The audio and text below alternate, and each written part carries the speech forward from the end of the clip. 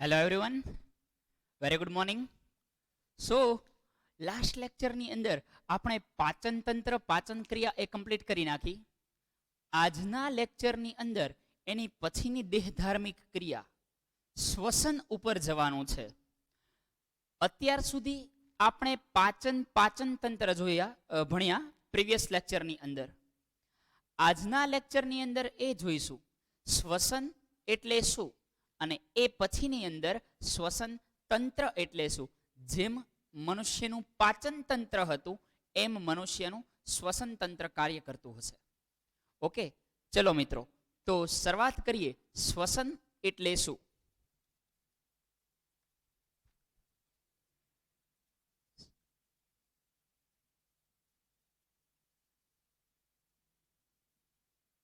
શ્વસન, respiration. C, અત્યાર સુધી આપણે કોઈ પણ પ્રકારનું ફૂડ લઈએ છીએ, ખાદ્ય પદાર્થો લઈએ છીએ, એમાંથી ગ્લુકોઝ મળે છે એવું આપણે પાચન તંત્રમાં જોયું. યાદ આવે છે? ફરી એકવાર બોલું છું, જે પણ પ્રકારનું ફૂડ લઈએ છીએ એ અંદર જાય છે છેલ્લે ઘણી બધી વસ્તુમાં, કાર્બોદિતની અંદર, ફેટી એસિડની અંદર, એમિનો એસિડની અંદર રૂપાંતરણ થતું હતું.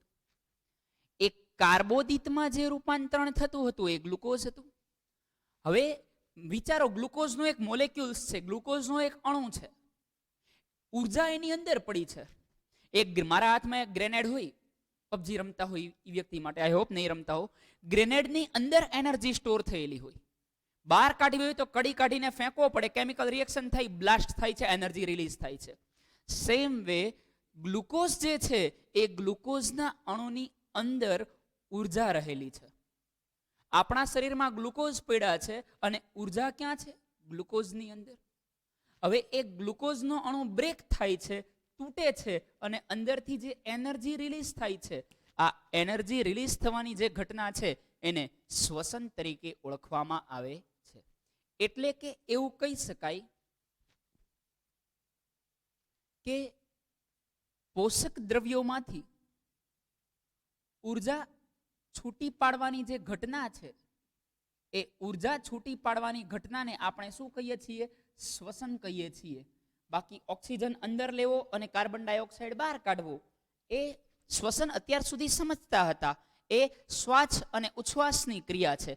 પણ એ જ્યારે શ્વાસ અંદર જાય છે, અંદરથી ઉર્જા છૂટી પડે છે અને કાર્બન ડાયોક્સાઇડ બહાર નીકળે છે. સમજાય છે? એટલે આપણે ઓક્સિજન ને કાર્બન ડાયોક્સાઇડ જે બહારથી જોતા હતા એની બદલે હવે ક્યાંથી જોવાનું છે? અંદરની બાજુએથી. તો એવું કહી શકાય મિત્રો કે પોષક દ્રવ્યોમાંથી ઉર્જા મુક્ત કરવાની અથવા તો ઉર્જા મુક્ત થવાની જે ઘટના છે, ઉર્જા મુક્ત થવાની જે રાસાયણિક પ્રક્રિયા છે, એ રાસાયણિક પ્રક્રિયાને શ્વસન કહે છે. શ્વસન તરીકે ઓળખવામાં આવે છે. ખાઈ લીધું, પોષણ થઈ ગયું, પાચન થઈ ગયું, એમાંથી પોષક દ્રવ્ય ઉત્પન્ન થઈ ગયા, ગ્લુકોઝ ઉત્પન્ન થઈ ગયું. હવે ગ્લુકોઝની અંદર ઉર્જા છે. ગ્લુકોઝની અંદરની ઉર્જાને બહાર કાઢવા માટે પહેલું ચેપ્ટર યાદ કરો, વિઘટન રાસાયણિક પ્રક્રિયા. 4 પ્રકાર ભણ્યા ને, સંયોગીકરણ, વિઘટન, વિસ્થાપન, વિસ્થાપન, વિઘટન રાસાયણિક પ્રક્રિયા યાદ કરો. એક અણુને બ્રેક કરવામાં આવે, ઉર્જા બહાર નીકળે. આવી ઉર્જા બહાર નીકળતી હોય એવી પ્રક્રિયાને આપણે ઉષ્મા ક્ષેપક પ્રક્રિયા તરીકે ઓળખીએ છીએ. આમાં ગ્લુકોઝનું વિઘટન થાય છે. ગ્લુકોઝનું શું થાય છે? વિઘટન થાય છે. હવે એ ગ્લુકોઝનું વિઘટન આપણી અંદર જે થાય ને, માણસની અંદર, મોટા સજીવોની અંદર, પ્રાણીઓની અંદર, એ જે ગ્લુકોઝનું વિઘટન ઓક્સિજનની હાજરીમાં થાય છે. ગ્લુકોઝનું વિઘટન 2 રીતે થઈ શકે. એક કે જેમાં ઓક્સિજન હાજર હોય, બીજું કે જેમાં ઓક્સિજન હાજર ન હોય, ઓક્સિજનની ગેરહાજરીમાં ગ્લુકોઝ બ્રેક થાય, ગ્લુકોઝના અણુનું વિઘટન થાય. તો આ બંને 2 પ્રકારના શ્વસન જોવા મળે છે.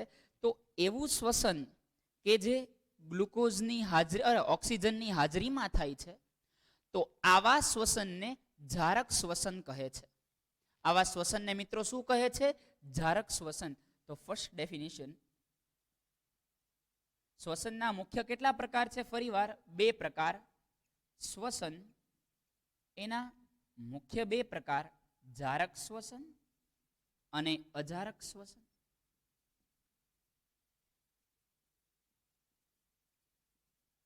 જારક શ્વસન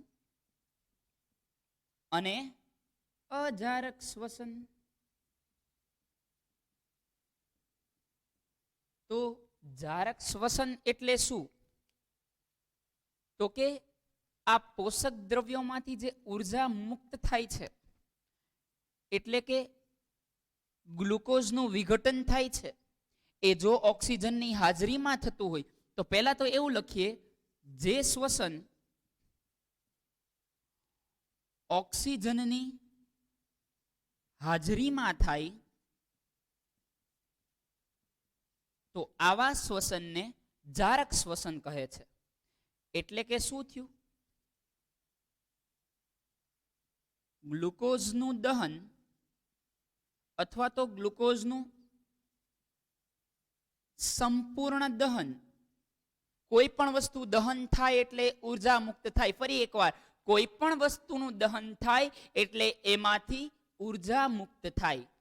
સો વેલ, ગ્લુકોઝનું સંપૂર્ણ દહન ઓક્સિજનની હાજરીમાં અથવા તો ઓક્સિજન પૂરતા પ્રમાણમાં મળી રહેતો હોય. ઓક્સિજનનું સંપૂર્ણ દહન થતું હોય, ગ્લુકોઝનું સંપૂર્ણ દહન થતું હોય, જેમાં ઓક્સિજન પૂરતા પ્રમાણમાં મળી રહેતો હોય. તો આ જે પૂરતા પ્રમાણમાં ઓક્સિજન મળી રહે છે એને જારક શ્વસન તરીકે ઓળખવામાં આવે છે. ફરી એકવાર મારા વાલા રિપીટ કરું છું હું. પહેલા તો જે શરીરની અંદર પોષક દ્રવ્યો ગયા એ ઓક્સિજનની હાજરીમાં ગ્લુકોઝ બ્રેક થયો અને એ બ્રેક થઈને અંદરથી એનર્જી રિલીઝ થઈ, એ જારક શ્વસન. ગ્લુકોઝની હાજરીમાં મુક્ત થઈ એ જારક શ્વસન છે. એટલે કે ગ્લુકોઝનું સંપૂર્ણ દહન થાય છે. ધોરણ નંબર 8માં દહન કરીને તમારે ચેપ્ટર આવતું, યાદ કરો એ ચેપ્ટર. એ પ્રકરણની અંદર તમે એવું શીખી ગયા કે સંપૂર્ણ દહનમાં ઘણા બધા પ્રમાણમાં ઉર્જા મુક્ત થાય છે અને અપૂર્ણ દહનમાં ઓછા પ્રમાણમાં ઉર્જા મુક્ત થાય છે. આ સેન્ટેન્સ યાદ રાખજો, હમણાં આપણે આગળ કામ લાગશે. સો વેલ, ઓક્સિજન પૂરતા પ્રમાણમાં મળી રહેતો હોય અને ગ્લુકોઝનું સંપૂર્ણ દહન થાય તો તેવા શ્વસનને જારક શ્વસન કહે છે. હવે જોઈએ અજારક શ્વસન એટલે શું? તો કે જે શ્વસન ઓક્સિજનની ગેરહાજરીમાં થતો હોય. શેમાં?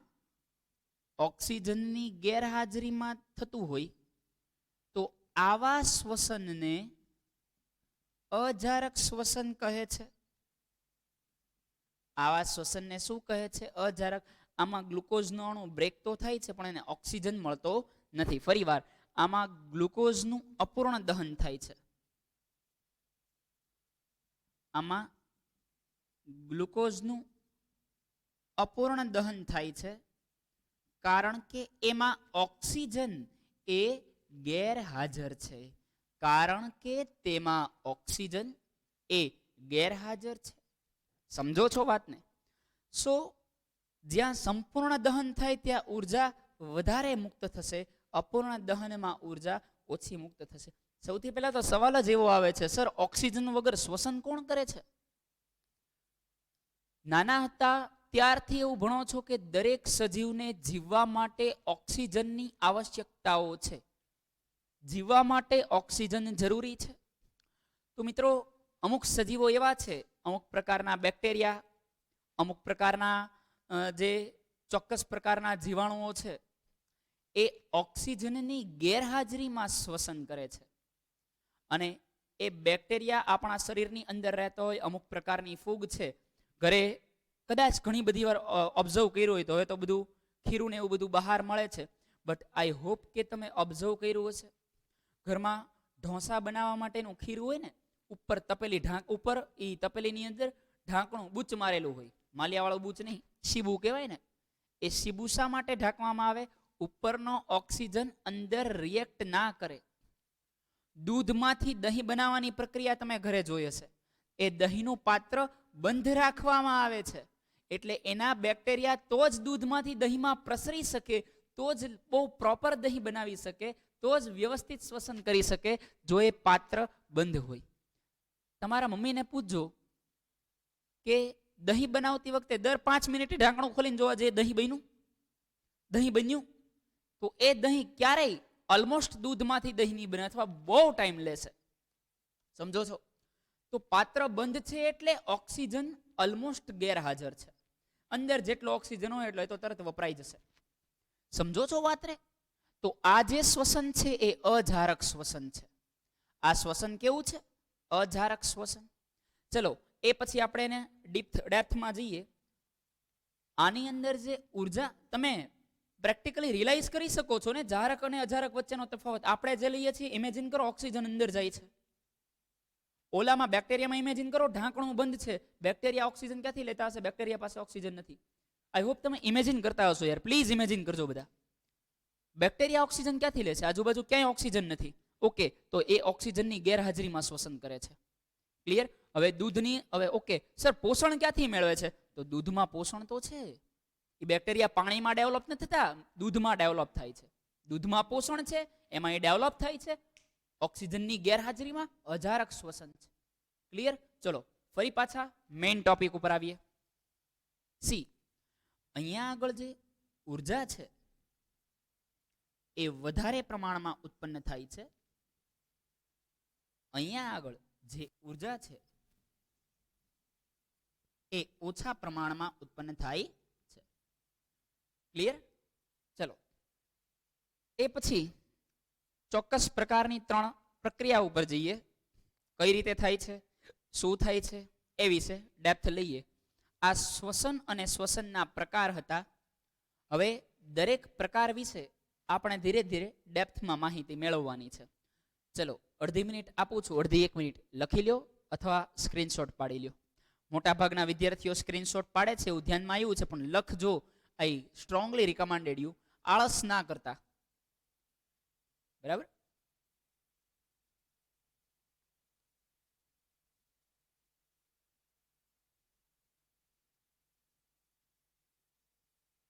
આઈ હોપ મિત્રો ક્લિયર કર્યું હશે. ચલો અમુક વર્ડિંગ્સ છે એટલે ઇરેઝ કરું છું.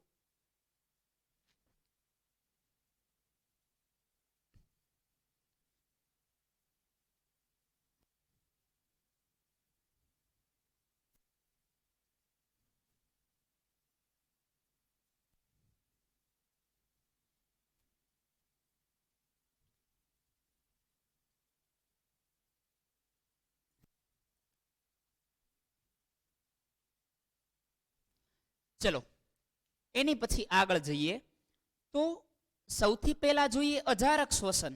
એની અંદરનું લખાણ લખીએ, પછી જારક શ્વસનમાં જઈએ અને પછી ત્રણેયની રિએક્શન જોઈ લઈએ.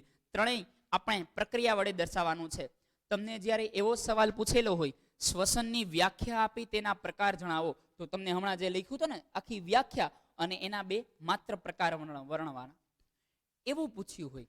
જારક શ્વસન અને અજારક શ્વસનનો તફાવત આપો, તો એ હમણાં જે મુદ્દા લખ્યા હતા એ પ્લસ હવે જે લખાવું છું એમાં તમે એડ કરી શકો છો. સમજો છો? ચલો, અને હવે જે સવાલ પૂછશે ભૂલ ન પડે, હજી એકવાર કહું છું, એમ કે સમજાવો શ્વસન તંત્ર. શ્વસનમાં મનુષ્યનું શ્વસન તંત્ર દરેક અંગના નામ આપી વર્ણવો. જનરલી આ 2માં ભૂલ થાય છે. અથવા તો શ્વસનની ક્રિયા દરેક ભાગના નામ આપી વર્ણવો, તો એમાં મનુષ્યનું શ્વસન તંત્ર વર્ણવાનું હશે. અને શ્વસનના પ્રકાર જણાવી એની વિશે માહિતી માંગી હોય તો હવે જે ચાલે છે એ તમારે લખવાનું છે, ભૂલ ન થાય. બરાબર? ઉતાવળમાં ને ઉતાવળમાં પ્રોબ્લેમ થઈ જશે તો માર્ક્સ વયા જશે. તો હવે આપણે એની પછીના ટોપિક્સ પર જઈએ છીએ, શ્વસનના પ્રકાર, જેમાં આપણે ડેપ્થ લેવાની છે.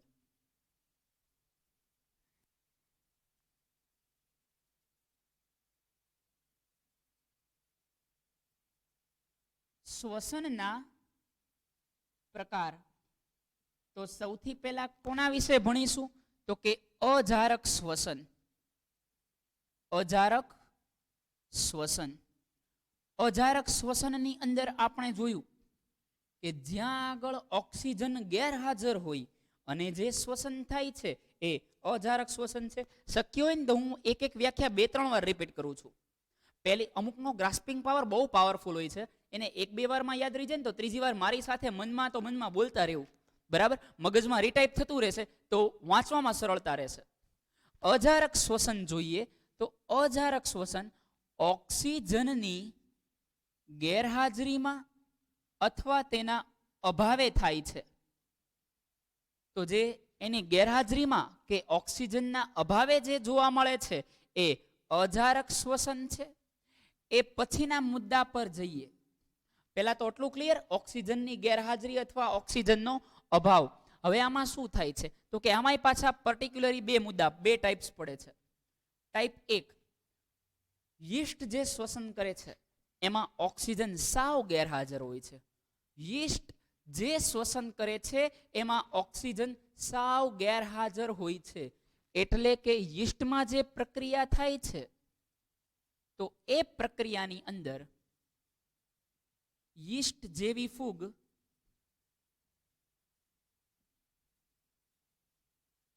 ગ્લુકોઝનું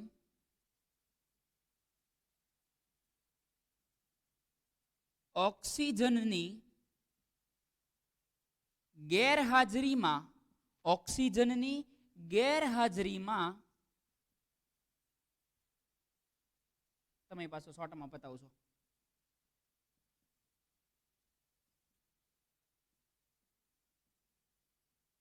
શ્વસન કરી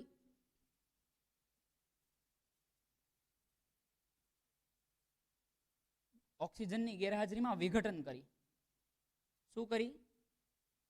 વિઘટન કરી શું બનાવશે? કયો ચલો. આથવણની પ્રક્રિયા. આલ્કોહોલ નામ સાંભળ્યું છે તમે? દ્રાક્ષમાંથી આથો આવીને જે દારૂ બનાવે છે એ આથવણની ક્રિયા છે. દ્રાક્ષનો જે આથો લાવે ને, બહુ ખરાબ પ્રક્રિયા છે, બહુ ભદ્દી પ્રક્રિયા છે. દેશી દારૂના પ્લાન્ટ કદાચ કોઈએ સાંભળ્યું હોય તો એક એટલીસ્ટ સાંભળો ને તો કઈ થવા લાગે અને અનહદ ખરાબ વાસ આવતી હોય. આથો લાવવાની પ્રક્રિયા છે. એ પ્રક્રિયા જ્યારે થાય ત્યારે દ્રાક્ષને એક મોટા કુકરમાં બંધ કરી અને સૂર્યપ્રકાશ કે હવા કે કાંઈ ન જાય એ રીતે રાખી મૂકવામાં આવે છે. એટલે જસ્ટ ખ્યાલ છે, જોયેલું છે, બરાબર? એવું ન કહેતા સાહેબ ફેક્ટરી બેક્ટરી ચલાવો છો કે શું, સમજાય છે? Just for your kind information, થોડો ઘણો ખ્યાલ છે એટલે કહું છું.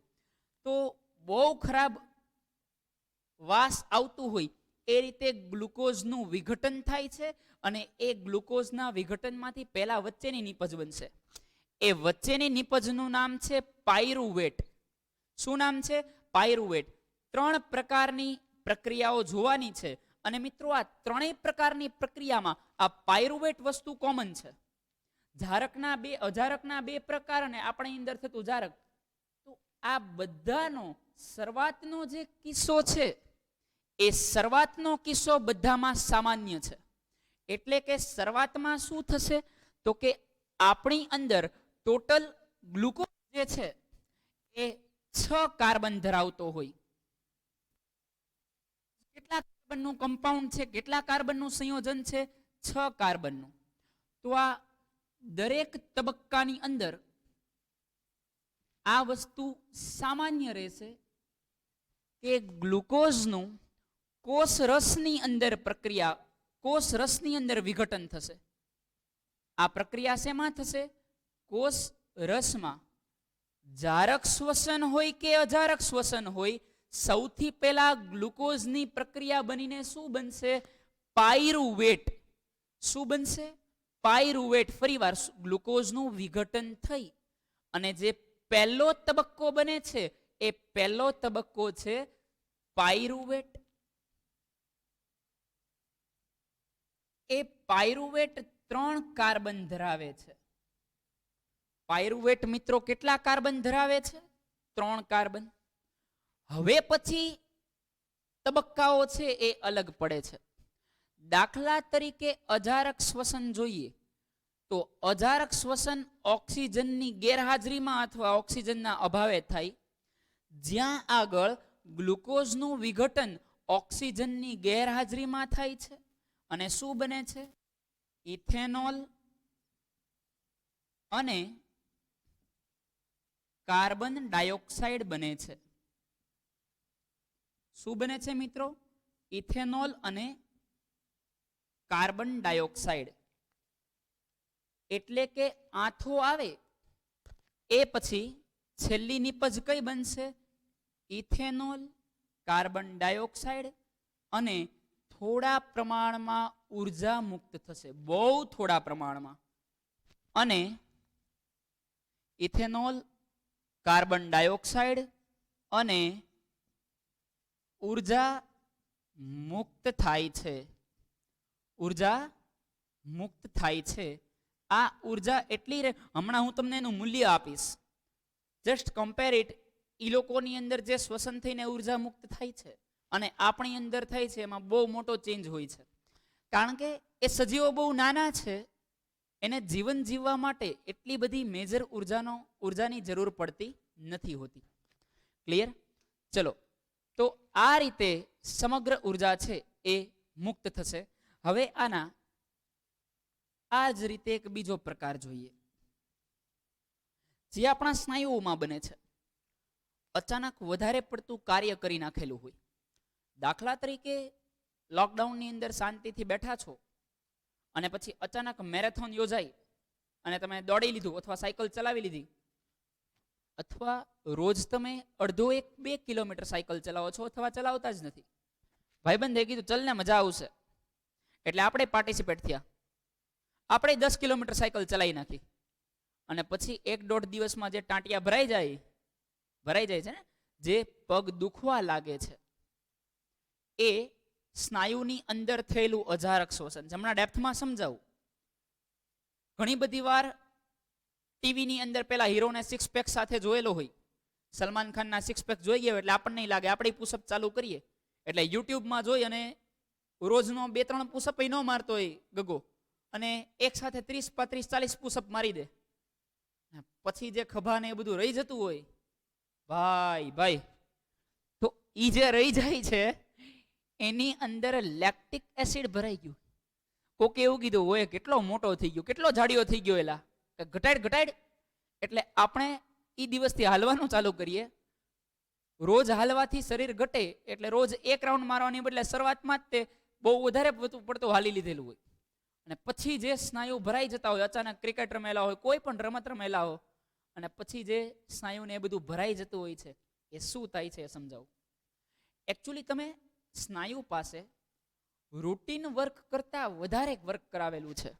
એકચ્યુઅલી જે કાર્ય થવું જોઈએ એની કરતા કાર્ય વધી ગયું. કાર્ય વધી ગયું એટલે સ્નાયુને ઉર્જાની જરૂર વધારે પડી. ઉર્જાની જરૂર વધારે પડી એટલે ગ્લુકોઝને વધારે તોડવા પ્રયત્ન કરશે. એ ગ્લુકોઝને વધારે તોડી અને એમાંથી ઉર્જા મેળવવા પ્રયત્ન કરશે. પરંતુ ગ્લુકોઝ તો તૂટશે, પરંતુ ઓક્સિજન છે એ ઓક્સિજન એટલો બધો મળી રહેશે નહીં. અને એ ઓક્સિજન ન મળવાના કારણે એ જે ગ્લુકોઝનું દહન થશે ને, સમજો છો ને, આપણા ગ્લુકોઝ અત્યારે હું જે બોલી રહ્યો છું, મારી એનર્જી ગ્લુકોઝમાંથી એટીપીના ફોર્મમાં આવે છે અને આપણે બધા કોઈ પણ પ્રકારનું કાર્ય કરી શકીએ છીએ.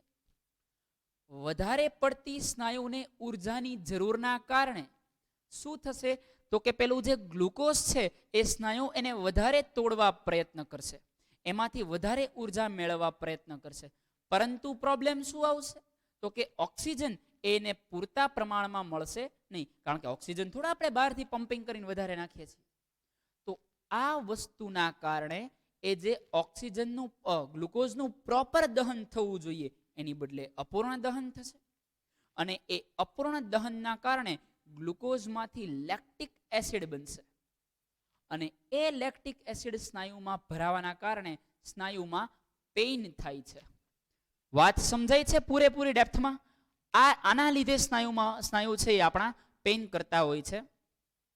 એટલે પછી થોડા સમયની અંદર બામ લગાડો કે એમને સૂઈ જતા હો તો તો ઓક્સિજનના લીધે કાં તો એ લેક્ટિક એસિડ બળી જાય, કાં તો બામ લગાડવાથી ગરમી મળે અને લેક્ટિક એસિડ બળી જાય. તો આ બે રીતે એ દુખાવો છે મટી જતો હોય છે. પરંતુ અપૂર્ણ દહનના કારણે ઉત્પન્ન શું થાય છે? Lactic acid. સમજો છો? તો હવે જે પ્રક્રિયા જોવા મળશે એ સ્નાયુમાં થાય છે. સ્નાયુઓમાં તો સર આનું સોલ્યુશન શું? સોલ્યુશન કંઈ નહીં, ઓક્સિજન મેક્સિમમ લ્યો, શક્ય હોય ત્યાં સુધી રાખો અને પછી કાઢો. ડેઈલી જે વ્યક્તિ પ્રાણાયામ ને એવું બધું કરતા હશે એનો બોડી જોતો એકદમ મસ્ત મજાનું હશે. ઓકે, સ્નાયુઓમાં ઓક્સિજન ની ગેરહાજરી અથવા અપૂરતો, આમ તો ગેરહાજરીની અભાવ કહી શકાય. અભાવ એટલે બહુ રેર માત્રામાં ઓક્સિજન હોય. ઓક્સિજનનો અભાવ અથવા અપૂરતો ઓક્સિજન હોવાના કારણે તેમાં ગ્લુકોઝનું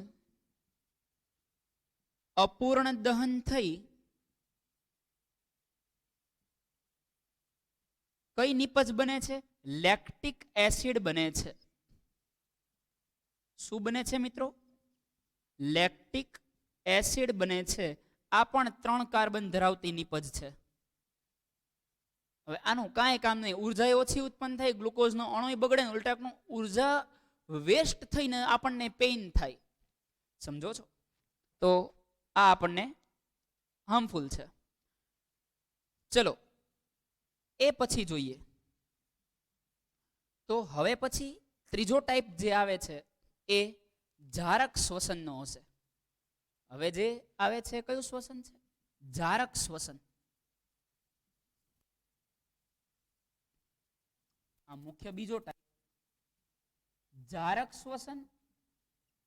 જારક શ્વસન એટલે તમને બધાને ખબર છે, જે હમણાં જ વાત થઈ કે ઓક્સિજનની હાજરીમાં થતા શ્વસનને જારક શ્વસન તરીકે ઓળખવામાં આવે છે.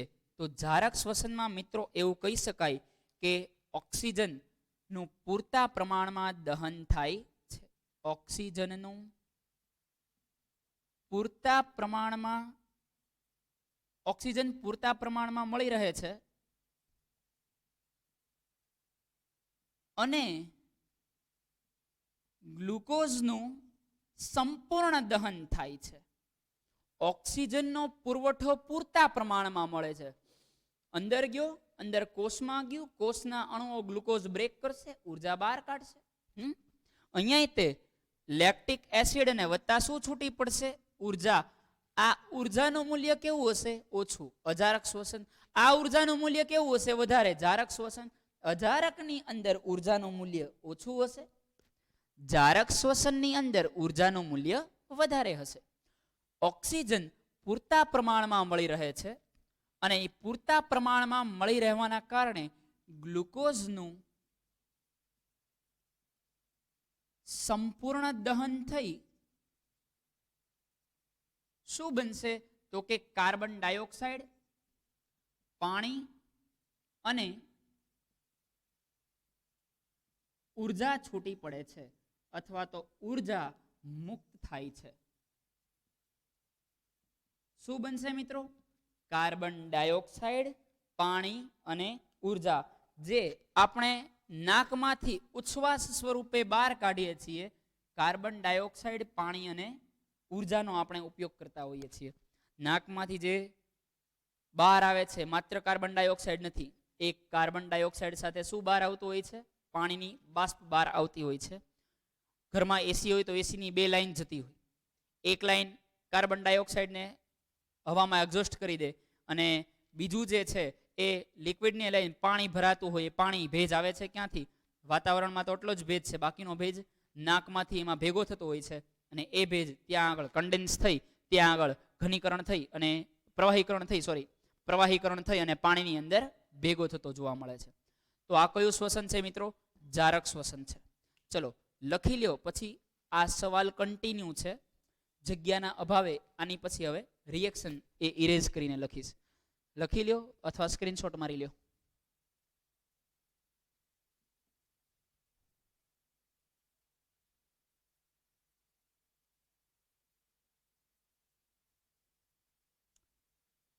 બહુ સહેલું છે. અજારક શ્વસન ઓક્સિજનના અભાવે અથવા ગેરહાજરીમાં, જારક શ્વસન ઓક્સિજનની હાજરીમાં સંપૂર્ણ પ્રમાણે પૂરતા પ્રમાણમાં ઓક્સિજન મળી રહેતો હોય ત્યારે જારક શ્વસન થાય છે. હવે અજારક શ્વસન યીસ્ટ જેવી ફૂગમાં અને અમુક બેક્ટેરિયામાં થતું હોય. એની અંદર શું જોવા મળશે તો કે એને એ ગ્લુકોઝનું વિઘટન કરશે અને ઇથેનોલમાં ફેરવશે અને કાર્બન ડાયોક્સાઇડ વધતા થોડા ઘણા પ્રમાણમાં ઉર્જા મુક્ત કરશે. એ ઉર્જા કેમ થોડી મુક્ત કરશે? કારણ કે એને વધારે ઉર્જાની કોઈ જરૂર નથી. જ્યારે સ્નાયુઓની અંદર જે પ્રક્રિયા થાય છે એ સ્નાયુઓમાં ઓક્સિજનના અભાવે વધારે પડતું કાર્ય કરેલું હોય ત્યારે સ્નાયુઓની અંદર આ વસ્તુ જોવા મળે છે. અપૂરતો ઓક્સિજન અથવા ઓક્સિજનની ગેરહાજરીના કારણે આ વસ્તુ બનતી હોય છે અને એના લીધે શું ઉત્પન્ન થાય છે? લેક્ટિક એસિડ વધતા ઉર્જા ઉત્પન્ન થાય છે. સ્નાયુઓમાં જે દુખાવો થાય છે, જાણકારી માટે લખવાનું નથી, સ્નાયુમાં જે દુખાવો થાય છે કોના કારણે થાય છે? લેક્ટિક એસિડના કારણે. અને જારક શ્વસન જે છે એ ઓક્સિજન પૂરતા પ્રમાણમાં મળી રહેતો હોય અને ગ્લુકોઝનું સંપૂર્ણ દહન થાય ત્યારે જારક શ્વસન થાય છે અને એની નિપજમાં કાર્બન ડાયોક્સાઇડ, પાણી અને ઉર્જા છે મુક્ત થતી જોવા મળે છે. ચલો, આઈ હોપ લખાઈ ગયું હશે. તો હવે આપણે ઇરેઝ કરી અને આની રિએક્શન્સ ઉપર જઈએ, આની પ્રક્રિયા ઉપર જઈએ, જેને તમારે આ રીતે દર્શાવવાની રહેશે.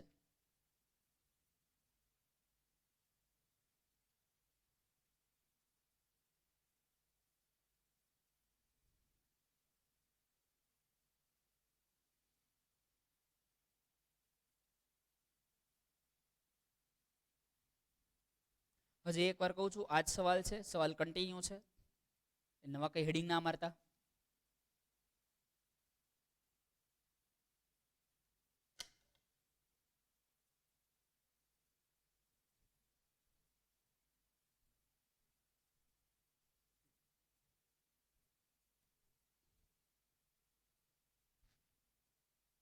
ચલો નેક્સ્ટ ક્વેશ્ચન પર જઈએ, નેક્સ્ટ મુદ્દા પર જઈએ, પ્રક્રિયા પર જઈએ. સવાલ સૌથી પહેલા ગ્લુકોઝ. ગ્લુકોઝનું અણુસૂત્ર છે C6H12O6. C6 કેટલા કાર્બનનો અણુ છે? 6 કાર્બન. C6 કેટલા કાર્બનનો અણુ થયો? 6 કાર્બન. ગ્લુકોઝમાંથી જે પહેલા કેસની અંદર પ્રક્રિયા થશે, પહેલા તબક્કાની અંદર પ્રક્રિયા થશે, એ જારક હોય કે અજારક એ બધામાં કેવી રહેશે? કોમન રહેશે. એટલે કે ગ્લુકોઝમાંથી જે બને છે એ ગ્લુકોઝનું રૂપાંતરણ થઈ અને પાયરુવિક એસિડ અથવા તમે તેને પાયરુવેટ કહી શકો. આ પ્રક્રિયા ક્યાં થશે? કોષ રસમાં. આ પ્રક્રિયા ક્યાં થાય છે? કોષ રસમાં. અહીંયા આગળ શું બને છે? પાયરુવેટ અથવા તેને પાયરુવિક એસિડ કહી શકાય, જે 3 કાર્બન ધરાવે છે. પાયરુવેટ અથવા પાયરુવિક એસિડ કેટલા કાર્બન ધરાવે છે? 3 કાર્બન. સૌથી પહેલા કઈ પ્રક્રિયા જોઈશું? તો કે યીસ્ટ વાળી. કઈ જોશું? યીસ્ટ વાળી. યીસ્ટ એટલે કે ઓક્સિજન ગેરહાજર. ઓક્સિજન ગેરહાજર ક્યાં આગળ થશે? યીસ્ટમાં. શું મુક્ત થશે? જુઓ તો કે ઇથેનોલ, કાર્બન ડાયોક્સાઇડ અને ઉર્જા. તો અહીંયા જે મુક્ત થાય છે એ ethanol plus carbon dioxide plus ઉર્જા. ઇથેનોલનું અણુસૂત્ર લખવું હોય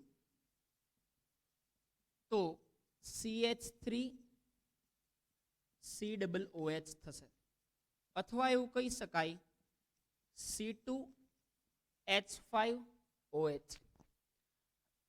અહીંયા જે ઉર્જાનું મૂલ્ય હશે, અજારકના અંતે કીધું તું ઉર્જા ઓછી ઉત્પન્ન થાય છે, તો અજારક શ્વસનમાં માત્ર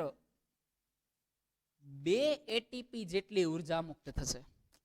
અજારક શ્વસનમાં માત્ર 2 ATP જેટલી ઉર્જા મુક્ત થશે. ફરી એકવાર, અજારક શ્વસનમાં માત્ર કેટલી ઉર્જા ઉત્પન્ન થશે? 2 ATP. ચલો સેકન્ડ કેસ પર જઈએ, એની પછી જોઈએ તો ફરીવાર બનશે જ ગ્લુકોઝ. કેટલા કાર્બનનું કમ્પાઉન્ડ છે? 6 કાર્બન. શરૂઆત સરખી, તમે એક લઈ અને ટેક્સ્ટ બુકની જેમ પણ લખી શકો, કોઈ ટેન્શન નથી. પહેલો તબક્કો હંમેશા ક્યાં થાય? કોષરસમાં. પહેલો તબક્કો મિત્રો ફરીવાર ક્યાં જોવા મળશે? બોલો મારી સાથે, કોષરસમાં. ચલો પાયરુવેટ. પાયરુવેટ કેટલા કાર્બન ધરાવે છે? 3 કાર્બન. ઓક્સિજન, તો કે ઓક્સિજનનો અભાવ જોવા મળે છે. આપણે મિત્રો એવું ના કહી શકીએ ઓક્સિજન ગેરહાજર જ હશે. સ્નાયુ ગોતે તો છે એટલે થોડા ઘણા પ્રમાણમાં તો કદાચ ઓક્સિજન મળશે જ, પણ સાવ છે જ નહીં જે યીસ્ટમાં જોવા મળે એવું ના કહી શકાય. એને બહુ રેર માત્રામાં ઓક્સિજન મળે છે, એટલે આપણે એવું લખશું ઓક્સિજનનો અભાવ છે. ગેરહાજર એટલે 0%, અભાવ એટલે થોડો ઘણો મળી રહે છે. સી, આ ક્યાં જોવા મળશે? તો કે સ્નાયુમાં. શું ઉત્પન્ન કરે છે?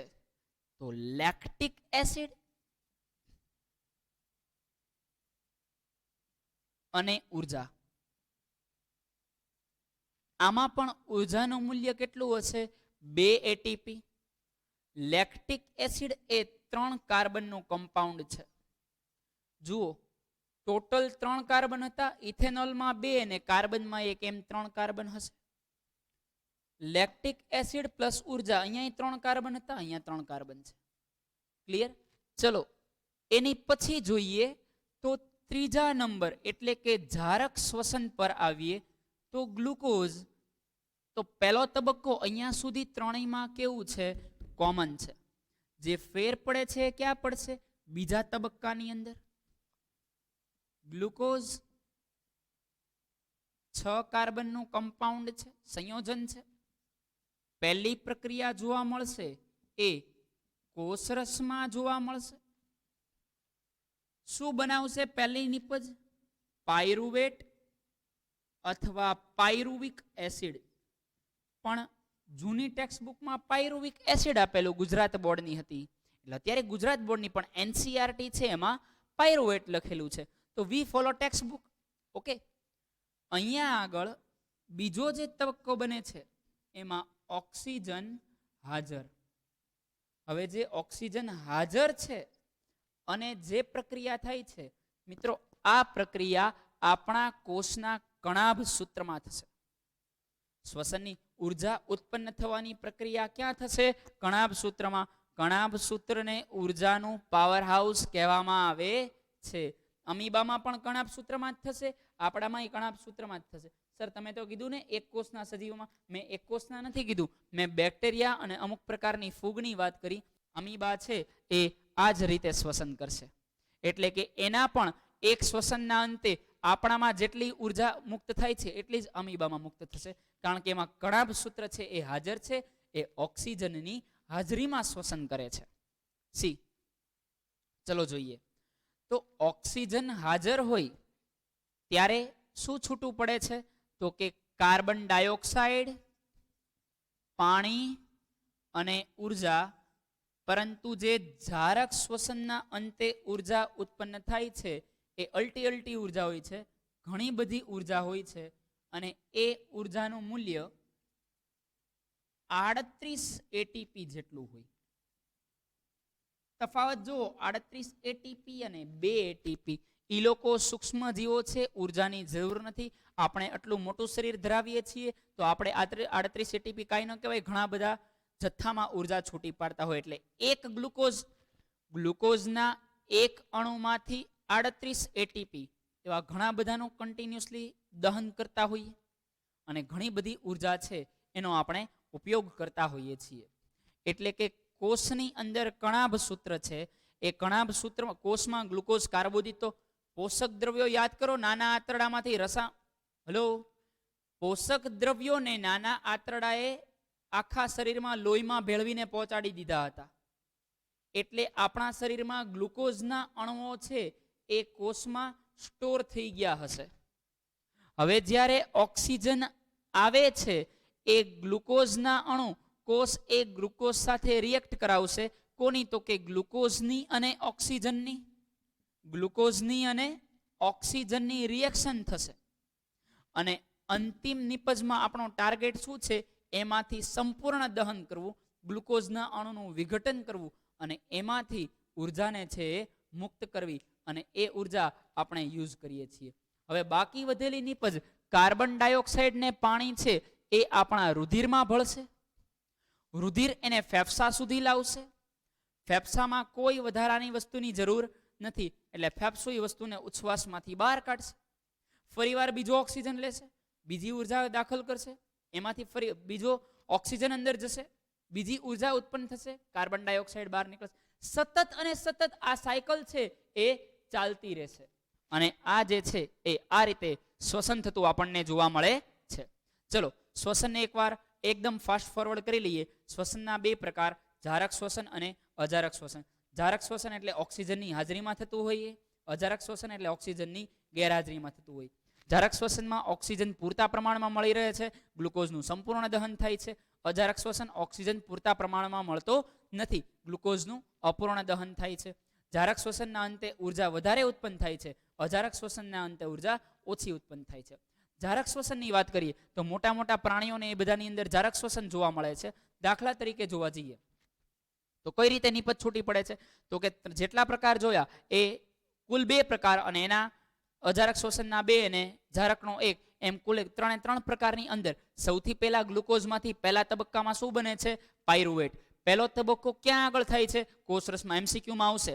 પહેલો તબક્કો ક્યાં આગળ થાય છે? કોષરસમાં. પહેલા તબક્કાના અંતે કઈ નિપજ બને છે? પાયરુવેટ. એમાં કેટલા કાર્બન હોય છે? 3 કાર્બન. ક્લિયર? ચલો ત્યાંથી આગળ જઈએ. હવે જારક શ્વસનની અંદર વાત કરીએ તો બીજો તબક્કો છે ક્યાં જોવા મળે છે? કણાભ સૂત્રમાં. કણાભ સૂત્રમાં ગ્લુકોઝનો અણુ છે તે કાર્બોદિત પડ્યો જ છે. બહારથી ઓક્સિજન આવશે, રિએક્ટ થશે, બ્રેક થશે અને બ્રેક થઈને એમાંથી ઉર્જા ઉત્પન્ન થશે. આ જારક શ્વસન. એ ઉર્જાનું મૂલ્ય પૂછે તો 38 એટીપી, લગભગ પૂછશે નહીં પણ તોય એક લિસ્ટિંગની અંદર રાખજો.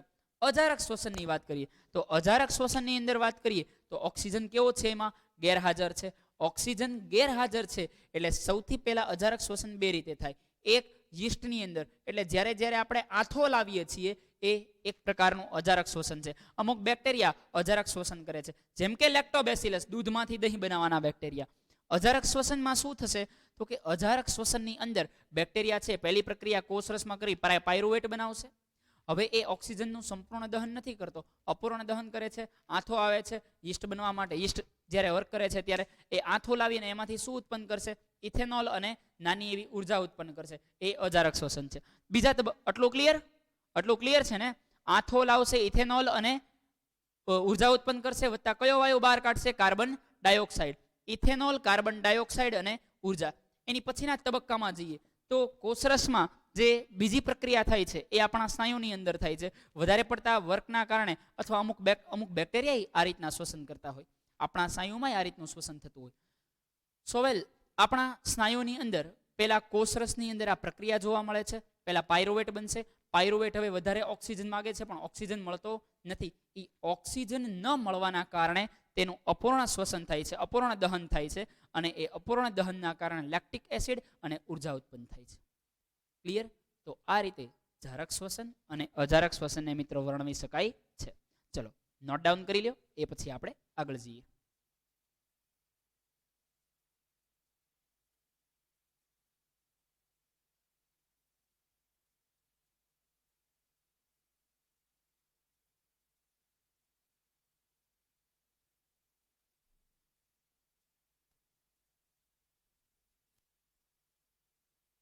ક્લિયર છે?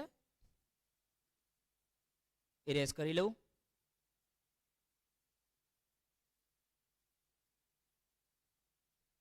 ચલો ઇરેઝ કરો છો મિત્રો. બાકી હોય તો પોઝ કરી લો અથવા સ્ક્રીનશોટ લઈ લો.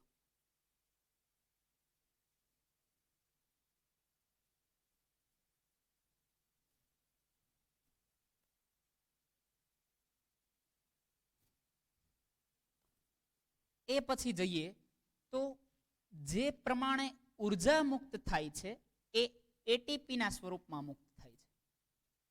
ઉર્જા કયા ફોર્મમાં મુક્ત થાય છે? એટીપી એટીપી છે એ આપણે ધોરણ નંબર 9 માં ભણ્યા હતા. Adenosine triphosphate. એટીપી શું છે? Adenosine triphosphate. સમજાવો એટીપી. આવો સવાલ પૂછે. સમજાવો એડિનોસાઇન ટ્રાઇફોસ્ફેટ શરીરમાં બને છે કઈ રીતે? એ તો ઠીક સર, ઉર્જા તો બની ગઈ. હવે એ ઉર્જાને ઉપયોગમાં કેમ લેવાની? સમજો છો ને? તમારી પાસે જથ્થો છે, હવે જથ્થાને એને થોડું મગજ છે કે ભાઈ આને જરૂર પડે હાલો ધુવાકો મારો એટલે ઉપયોગમાં આવે. તો એ જોઈએ એટીપી શું છે અને એને કઈ રીતે ઉપયોગમાં લેવામાં આવે છે. Let S C. સૌથી પહેલા તો એક એડિનોસાઇન ડાઇફોસ્ફેટ હોય. એડિનોસાઇન ડાઇફોસ્ફેટ, જેને એડીપી થી ઓળખાય. જ્યારે મિત્રો એડિનોસાઇન ડાઇફોસ્ફેટ એ અકાર્બનિક ફોસ્ફેટ સાથે પ્રક્રિયા કરે છે. આજે આપણે ઉર્જા બનવાની પ્રક્રિયા જોઈએ ને, એમાં શું થાય તો કે પેલા એડીપી તો હતો જ તે, એ અકાર્બનિક ફોસ્ફેટ સાથે પ્રક્રિયા કરે છે. ફોસ્ફેટ સાથે પ્રક્રિયા કરી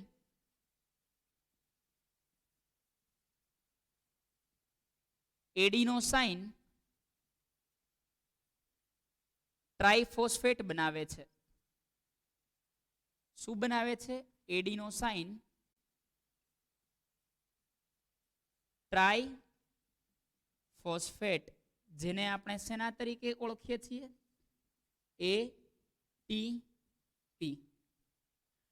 તો આ રીતે એક અકાર્બનિક ફોસ્ફેટ એડીપી સાથે સંયોજાય છે, એની સાથે બોન્ડ બનાવે છે.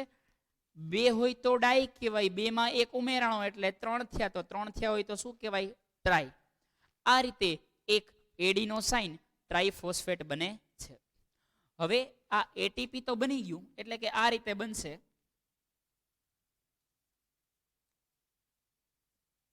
એડિનોસાઇન ડાઇફોસ્ફેટ હતું, એની સાથે એક અકાર્બનિક ફોસ્ફેટ પ્રક્રિયા કરે છે, એટલે એ એની સાથે ધીરેથી એક બોન્ડ બનાવશે અને એ પછી એનું ફાઇનલી રૂપાંતરણ છે એ એટીપી માં કરશે. ચલો, એટીપી બની ગયું. હવે એનો ઉર્જા તરીકે ઉપયોગ કરવાનો છે. તો આ એટીપી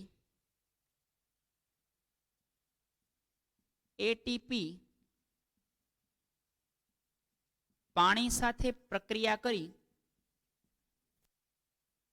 શું કરે છે? ઉર્જા મુક્ત કરે છે.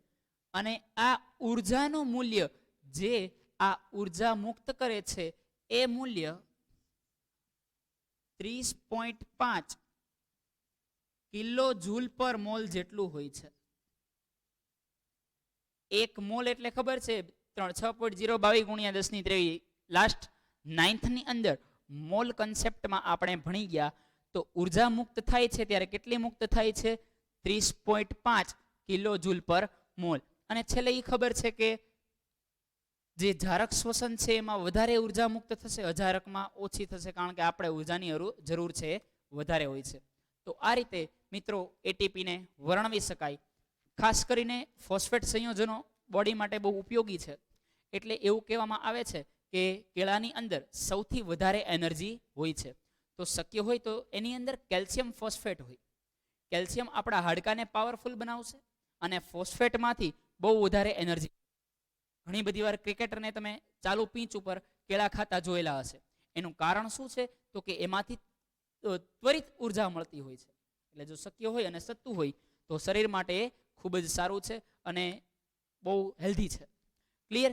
તો નોટ ડાઉન કરી લ્યો. આજના લેક્ચર માટે આટલું રાખીએ. હોમવર્કની અંદર ચાલેલી દરેક વસ્તુ, ચાલેલા દરેક સવાલ છે એ 2 વાર લખવાના છે. ત્યાં સુધી મળીએ નેક્સ્ટ લેક્ચરમાં. સારો રીડ કરો, સારો વર્ક કરો. Good luck to all. Goodbye dear friends.